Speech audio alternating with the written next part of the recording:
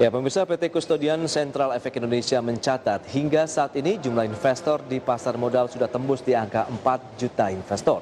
Di mana di tahun 2020 jumlah investor pasar modal hanya mencapai 3,8 juta investor.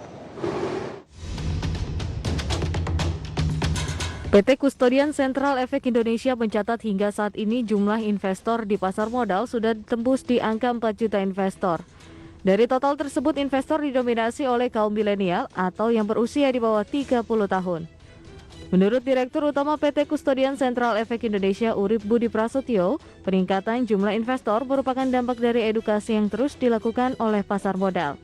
Dari total 4 juta investor, 50% diantaranya membuka akun rekening saham melalui perusahaan financial technology atau fintech.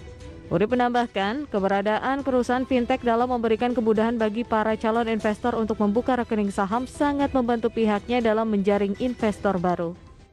Panjang lebar pertumbuhan investor, waktu kemarin saya sharing itu masih di angka 3,5 jutaan ya, sekarang sudah 4 juta. Terakhir tanggal 12 kemarin, investor di Indonesia SID sudah 4 juta, Bu Kiki.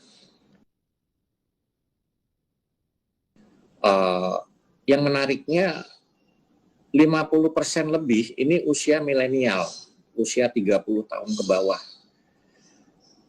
Tambahkan lagi dengan umur yang di bawah umur 40 tahun itu menjadi 76%-an investor di Indonesia. Dan ini mereka menggunakan kemudahan-kemudahan yang disampaikan Bu Kiki. 50% lebih itu melalui fintech selling agent ya, fintech. Mereka membuka rekeningnya, kebanyakan memang sebagai pemula banyak yang bertransaksi juga muncul fund. Selain sektor pasar modal, fenomena pom-pom saham kembali marak bermunculan. Pom-pom saham mulai banyak dilakukan oleh public figure dengan memamerkan portofolio sahamnya lewat media sosial. Dari Jakarta, Gilang Praditya, IDX Channel. Ya, pemirsa, jumlah investor di pasar modal kian meningkat setiap tahunnya dan peningkatan jumlah investor juga diikuti oleh fenomena pom-pom saham ini yang kembali marak bermunculan. Kita akan membahas topik yang menarik ini bersama dengan rekan Mangi Veracong. Ya, halo, selamat siang Mangi. Ya, halo, selamat siang Pras. Ya, mungkin langsung saja nih dijelaskan data-data yang sudah Anda riset itu terkait dengan jumlah investor pasar modal ini yang terus mengalami peningkatan. Silakan. Baik, terima kasih Pras. Ya pemirsa, ternyata ada kabar baik datang dari pasar modal Indonesia. Dan di awal tahun 2021 ini terjadi peningkatan jumlah investor retail di pasar modal, bahkan jumlahnya mencapai 4 juta investor. Dan jika kita bandingkan dengan tahun 2020 ya contohnya, untuk jumlah investor retail hanya sekitar 3,87 juta investor saja. Dan jika kita bandingkan lagi dengan tahun 2019 untuk jumlah investor retail hanya sekitar 2 juta investor retail saja, yang artinya memang di setiap tahunnya terjadi peningkatan jumlah investor retail di pasar modal Indonesia. Dan ternyata adanya pandemi COVID-19 ini tidak menghalangi niat masyarakat ya untuk berinvestasi di pasar modal Indonesia. Dan sebenarnya kenapa sih bisa terjadi peningkatan jumlah investor retail di pasar modal Indonesia? Dan salah satu alasannya adalah karena pandemi COVID-19 ini secara tidak langsung membatasi aktivitas dan juga kegiatan masyarakat.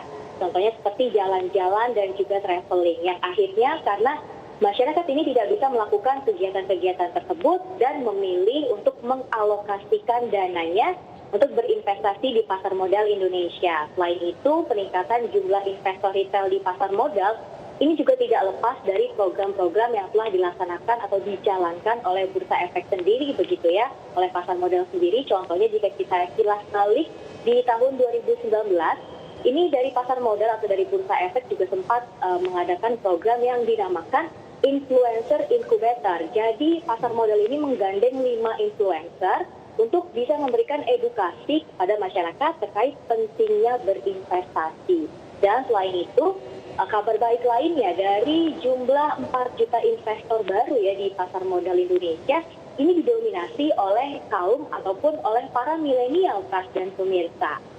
Ya betul, tentu ini menjadi kabar yang menggembirakan ya untuk industri pasar modal di Indonesia dan tentu termasuk juga Mangi begitu menjadi salah satu investor milenials yang ikut meramaikan pasar modal Indonesia. Tapi Betul. kalau kita cermati juga sebenarnya berapa banyak sih jumlah investor milenial begitu yang sudah ada di pasar modal yang menjadi bagian dari 4 juta investor pasar modal saat ini, Mangi? Ya, berdasarkan data dari Bursa Efek sendiri ya, untuk investor yang usianya di bawah 30 tahun, dan untuk investor yang usianya di antara 30 sampai dengan 40 tahun, jumlahnya cukup banyak, yaitu sekitar 70%. Artinya Oke. memang dominasinya juga cukup signifikan begitu ya untuk investor retail yang ada di pasar modal Indonesia. Selain itu, menurut data dari BEI juga, ternyata untuk jumlah investor aktif harian mengalami peningkatan. Bahkan saat ini peningkatannya sudah mencapai sekitar 70% secara tahunan atau secara year on year. Dan jumlahnya ini telah mencapai sekitar 90.000 investor aktif harian. Dan sebenarnya investor aktif harian itu apa sih? Jadi investor aktif harian ini merupakan investor yang melakukan transaksi minimal 1 kali dalam 1 hari. Artinya memang bisa saja melakukan transaksinya lebih dari 1 kali dalam 1 hari begitu Pras dan pemirsa. Kemudian peningkatan jumlah investor retail di pasar modal ini juga tidak lepas ya, menurut data dari BEI sendiri juga ternyata fintech atau financial technology yang ada di Indonesia ini secara tidak langsung memberikan kemudahan bagi calon investor untuk membuka rekening saham baru. Selain itu, jika kita kilas balik sedikit ke tahun 2020, ternyata banyak juga saham yang memang undervalue yang akhirnya dimanfaatkan ini oleh para calon investor dan masyarakat untuk menanamkan modalnya atau berinvestasi di pasar modal Indonesia. Selain itu, ternyata selain terjadi peningkatan jumlah investor retail di pasar modal Indonesia, saat ini juga banyak sekali fenomena yang kembali marak bermunculan, yaitu fenomena pom-pom saham nih, Pras dan juga pemirsa. Wow, ini dia memang pom-pom saham ini menjadi salah satu istilah ya yang ramai juga akhirnya diperbincangkan oleh masyarakat luas. Di satu sisi ini menjadi ada posisi positifnya ya kalau kita tahu, jadi akhirnya banyak orang yang penasaran apa sih pom-pom saham, kemudian akhirnya pengen tahu lebih jauh apa sih yang dimaksud dengan pasar modal, kemudian investasi saham itu seperti apa. Jadi sebenarnya ada plus minusnya juga, tapi kalau kita bicara mengenai pom-pom sahamnya sendiri, mungkin Mangi bisa dijelaskan lebih lanjut begitu. Seperti apa dan bagaimana sih kondisinya saat ini? Ya, jadi pom-pom saham ini memang merupakan satu kegiatan atau aktivitas yang dilakukan baik oleh individu ataupun kelompok yang tujuannya memang untuk mengajak atau merekomendasikan seseorang atau investor ya agar membeli saham di perusahaan tertentu pada waktu tertentu. Jadi pom-pom saham ini memang berasal dari kata pump begitu yang artinya memompa, dan memang salah satu tujuannya dari pom-pom saham ini adalah untuk menaikkan harga saham di perusahaan tersebut. Dan biasanya ini dilakukan oleh pihak-pihak tertentu dan pada waktu tertentu pula. Tapi beberapa waktu belakangan ini jika kita perhatikan lebih jauh lagi, fenomena pom-pom saham ini banyak dilakukan oleh influencer dan juga selebritis di tanah air. Tapi sayangnya ketika influencer dan selebritis ini melakukan pom-pom saham, ini tidak didasari oleh analisa lebih jauh, analisa yang lebih dalam, dan analisa yang kurang jelas begitu, akhirnya menimbulkan spekulasi di masyarakat, dan akhirnya fenomena pom-pom saham yang dilakukan oleh influencer dan selebritis tanah air ini sempat mendapat perhatian dan kritik dari berbagai pihak, termasuk dari masyarakat, kemudian dari investor sendiri, dan juga dari Bursa Efek Indonesia sendiri. Selain itu ada juga nih beberapa influencer ya yang memamerkan portofolio sahamnya melalui media sosial, dan akhirnya membuat masyarakat ini bertanya-tanya begitu, bertanda tanya, Pras. Sebenarnya saham yang direkomendasikan atau dipublikasikan ini kinerjanya baik nggak sih? Bisa nggak sih mendatangkan cuan di kemudian hari? Yang akhirnya juga sebenarnya dari Bursa Efek Indonesia sendiri memiliki respon ya terhadap fenomena pom-pom saham ini, Pras. Ya, memang kalau kita cermati dengan ramainya pom-pom saham istilah ini beredar di masyarakat, kita tahu influencer ini karena memiliki follower yang banyak, bahkan sampai dengan jutaan. Jadi apa yang diucapkan ini kan akhirnya memang banyak yang diikuti, entah pun itu menjadi bagian daripada analisisnya investor ataupun followernya. Tapi di satu sisi masih juga kan kita tahu masyarakat luas dari sisi literasinya terkait dengan investasi saham ataupun pasar modal sendiri pun juga masih terus ditingkatkan ya. Sehingga dikhawatirkan memang baik baik untuk otoritas Bursa Efek Indonesia begitu mencermati, ini perlu ada rambu-rambu yang perlu diketahui juga oleh masyarakat luas termasuk dengan influencernya. Jadi mereka oke lah memberikan informasi bahwa memiliki portofolio saham tertentu begitu, tapi jangan sampai mengarahkan orang begitu untuk misalnya membeli saham-saham yang mereka bicarakan begitu, karena memang ini butuh analisis yang mendalam baik secara fundamental maupun teknikal. Bahkan Bursa Efek Indonesia pun sudah meminta paling tidak bagaimana ini menanyakan apa sih tujuannya, jadi sudah dipanggil dan sudah diberikan penjelasan. Sekaligus bagian penting juga adalah ini bagian dari sosialisasi pasar modal khususnya dari Bursa Efek Indonesia baik kepada influencernya sendiri maupun masyarakat luas, Mangi. Jadi dengan adanya kondisi ataupun peristiwa yang terjadi sebelumnya, tentu di satu sisi seperti yang sudah saya bilang tadi ada hal positif yang bisa kita ambil begitu. Paling tidak masyarakat akan kita kasih lagi bagaimana sosialisasi, pencerahan-pencerahan terkait dengan istilah-istilah pasar modal, batasan-batasan apa saja sih yang perlu dilakukan pada saat kita mungkin ingin memberikan informasi terkait dengan saham-saham yang mereka miliki sekalipun begitu kepada masyarakat luas. Karena tadi dampaknya akan luar biasa sekali karena ini adalah menyangkut dengan influencer yang memiliki jutaan bahkan dari followersnya. Iya, dan sebenarnya yang menjadi perhatian begitu ya dari berbagai pihak, fenomena pom-pom saham yang dilakukan oleh influencer dan selebritis ini terkadang itu tadi tidak didasari oleh analisa lebih jauh dan analisa yang lebih dalam, yang akhirnya terkadang rekomendasi saham yang diberikan ini tidak bisa dipertanggungjawabkan. Padahal sebenarnya investasi saham di pasar modal ini memang cukup menarik ya, karena return atau imbal hasil yang dihasilkan memang cukup tinggi, bahkan lebih tinggi dibandingkan, paling tinggi ya dibandingkan instrumen investasi lainnya. Tapi resiko yang dihasilkan juga cukup tinggi. Jadi kita sebagai investor ini memang harus lebih cerdas, lebih cermat dalam menanggapi fenomena pom-pom saham ini, Pra. Betul, yang penting bagi investor apalagi pemula jangan hanya tergiur dengan keuntungan cuan yang bisa didapatkan, tapi mereka juga sebenarnya harus siap menerima kerugian ataupun loss yang harus mereka alami, karena pada saat kita masuk ke dalam industri pasar modal akan mengikuti mekanisme pasar yang terjadi di dalamnya begitu ya. Jadi kita dari sisi risiko juga harus siap, kemudian pemahaman bagaimana membaca pasar, melihat secara kondisi fundamental perusahaan atau emiten yang akan kita pilih, itu menjadi hal utama juga yang harus dilakukan sehingga kita tidak terjebak menjadi follower saja begitu di pasar modal, Mangi. Tapi kalau kita lihat di sisi lain, mungkin Mangi bisa menjelaskan juga nih, adakah pihak yang dirugikan dan juga diuntungkan dengan adanya pom-pom seperti saat ini? Oke, dari fenomena pom-pom saham ini memang ada beberapa pihak yang disinyalir diuntungkan, tapi juga ada pihak yang dirugikan, begitu ya, berpotensi dirugikan. Nah, untuk pihak-pihak yang berpotensi diuntungkan dengan adanya fenomena pom-pom saham ini tentunya adalah emiten dari perusahaan terkait, karena jika seseorang melakukan pom-pom saham begitu ya, kemudian harga saham dari perusahaan tersebut ini bisa melonjak tinggi, artinya secara tidak langsung emiten atau perusahaan tersebut diuntungkan karena harga sahamnya bisa naik atau melonjak tinggi. Kemudian pihak lainnya yang bisa saja diuntungkan dari fenomena pom-pom saham ini adalah investor yang memiliki harga saham saat harganya ini masih rendah. Contohnya, saya memiliki saham di perusahaan ABCD begitu ya. Saya membeli di harga Rp100 per lembar sahamnya. Kemudian tiba-tiba ada orang yang melakukan pom-pom saham dan harga sahamnya melonjak jadi Rp1.000 per lembar.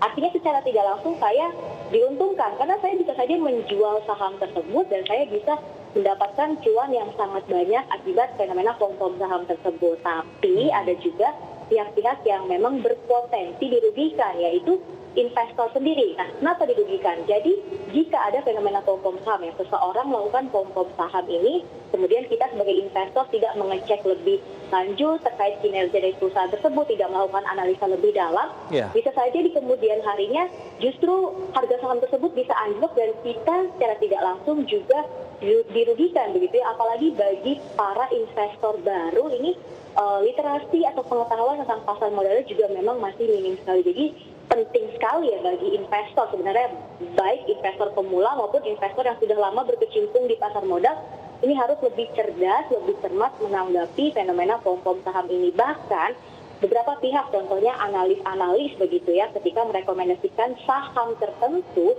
biasanya menyertakan disclaimer. Nah, disclaimer ini sebenarnya sudah sempat dibahas oleh rekan kita Fajar Wayong minggu lalu ya, tapi di episode kali ini saya ingin menjelaskan lebih jauh lagi dan juga saya ingin menambahkan bagaimana caranya agar kita bisa lebih cerdas atau lebih cermat dalam menanggapi fenomena pom-pom saham ini. Nah, kembali lagi, disclaimer ini adalah penolakan pertanggungjawaban atas rekomendasi saham yang diberikan. Dan ternyata menurut data dari Bursa Efek Indonesia sendiri, jumlah nilai transaksi harian ya untuk di pasar modal sendiri ini mencapai 9,18 triliun rupiah. Bayangkan jika uang sebanyak itu ini dipermainkan karena adanya fenomena pom-pom saham, maka kinerja dari pasar modal sendiri ini bisa saja ke depannya jadi tidak stabil. Jadi memang harus ada beberapa hal-hal yang diperhatikan oleh para investor sebelum membeli saham dan jangan sampai hanya ikut-ikutan saja begitu, Kak.